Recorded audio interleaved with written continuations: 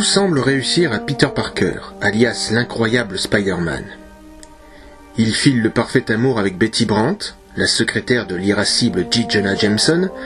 Ses résultats scolaires sont excellents et il est toujours parvenu, jusqu'à présent, à vaincre tous les supercriminels auxquels il a été confronté.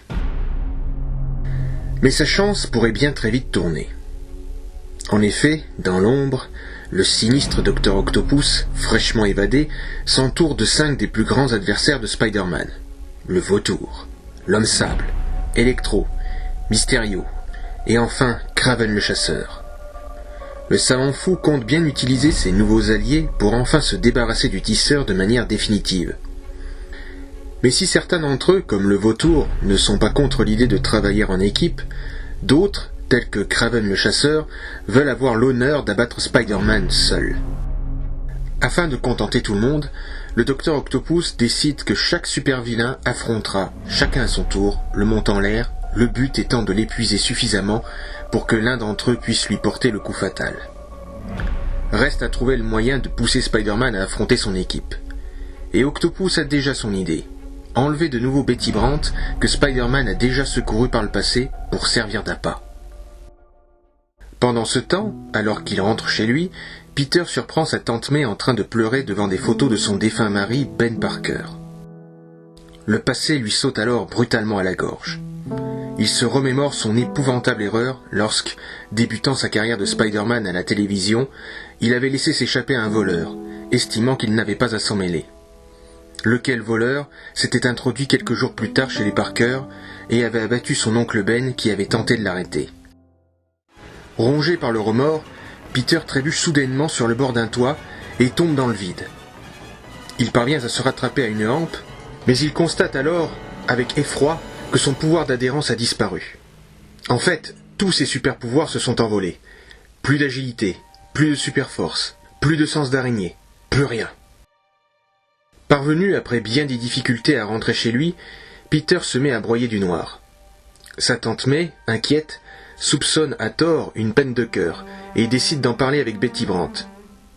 Mais alors qu'elle aborde cette dernière, les Sinister Six débarquent et kidnappent les deux femmes.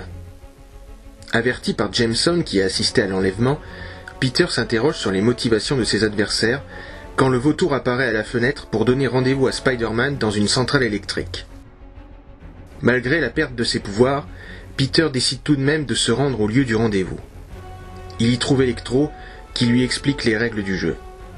S'il veut espérer sauver Betty Brandt et May Parker, il devra vaincre les Sinister Six un par un, chacun d'entre eux détenant l'adresse du prochain adversaire. Puis, sans autre forme de préambule, Electro balance une rafale électrique sur Peter. Par réflexe, ce dernier tente d'esquiver et fait un bond prodigieux dont seul Spider-Man est capable. Peter comprend alors. Il n'a jamais perdu ses pouvoirs. Il était simplement sous le coup d'un malaise psychosomatique dû à ses remords. Mu par une énergie nouvelle, le tisseur engage le combat contre Electro, qu'il finit par assommer d'un bon coup de poing après s'être préalablement isolé de ses décharges. Se rendant à la seconde adresse, Spider-Man tombe nez à nez avec Kraven le Chasseur, qui tente de le prendre en tenaille avec ses deux léopards. Mais grâce à son agilité, le tisseur parvient à les tenir tous trois en échec et à subtiliser la troisième adresse à Kraven. Arrivé sur les lieux, Spider-Man est brutalement pris à partie par l'équipe des X-Men, mais il comprend bien vite que les 10 X-Men ne sont en fait que des androïdes commandés par Mysterio qu'il a tôt fait de repérer et de mettre KO. À la quatrième adresse, l'araignée a la surprise de ne trouver personne. Il remarque alors le papier sur lequel est inscrit sa prochaine destination, bien mis en évidence. Alors qu'il s'apprête à s'en saisir, l'Homme-Sable surgit soudain du sol. Spider-Man tente d'esquiver le combat en lui passant au travers, mais au moment où il se saisit de l'adresse, une cage en acier sort des parois pour l'empêcher de fuir. À la merci de l'Homme-Sable, le tisseur se retrouve dans une mauvaise passe.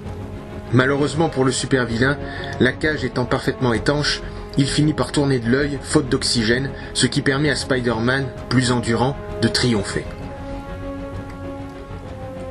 Le cinquième adversaire de la liste n'est autre que le Vautour. Ce dernier dicte ses conditions au mont en l'air. Il devra l'affronter sans ses lance-toiles, sinon il ne lui donnera pas la dernière adresse.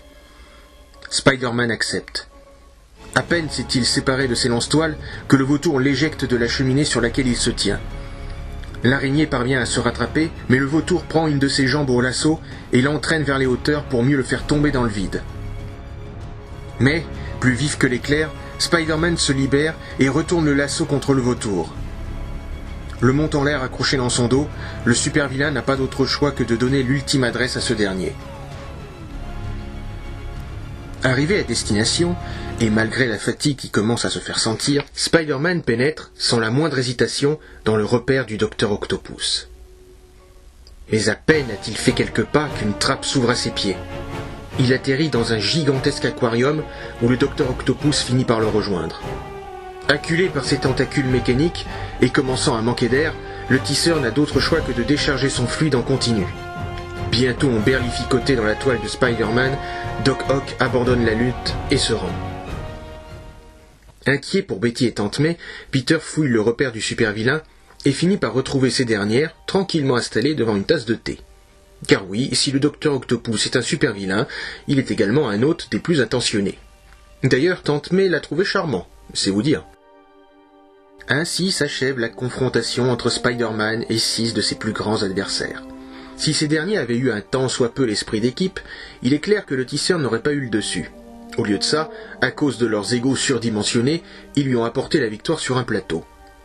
Et pendant que les Sinister Six ruminent leur plus cinglante défaite, Spider-Man, lui, rayonne une fois de plus.